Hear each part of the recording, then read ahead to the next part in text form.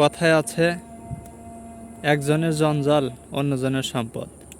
আপনারা দেখতে পাচ্ছেন জগন্নাথ বিশ্ববিদ্যালয়ের দ্বিতীয় ক্যাম্পাসে এখানে এসেছিলেন ঘুরতে জনাব শাহিন মিয়া এবং মোহাম্মদ আলী।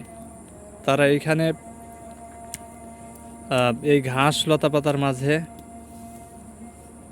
তারা শাকের সন্ধান পেয়েছেন এবং তারা অত্যন্ত যত্ন সহকারে শাক তুলছেন।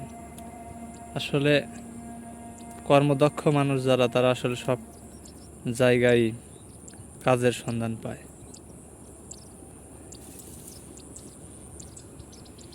অত্যন্ত সুন্দর করে বেছে বেছে শাক তুলছেন তারা।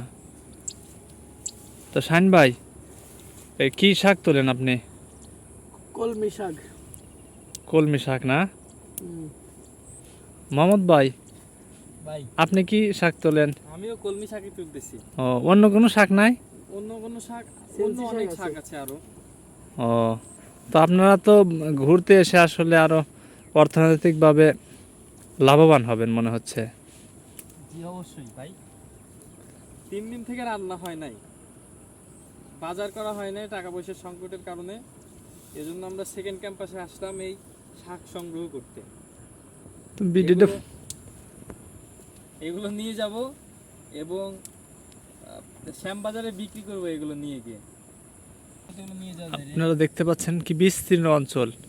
জগন্নাথ বিশ্ববিদ্যালয়ের ছাত্রছাত্রীরা পাবে ভবিষ্যতে কি সুন্দর প্রাকৃতিক পরিবেশ।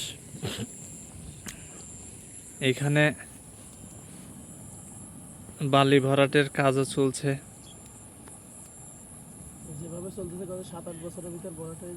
যেভাবে এই বালি ভরাট চলতেছে, এই বিস্তীর্ণ এলাকা ভরতে আসলে আমার মনে হচ্ছে যুগের পর যুগ না লাগলে হয়।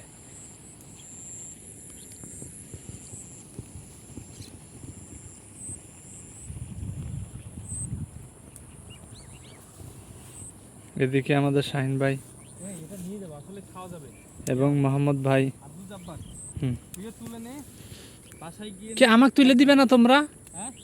আমাকে তুলে দিবে না?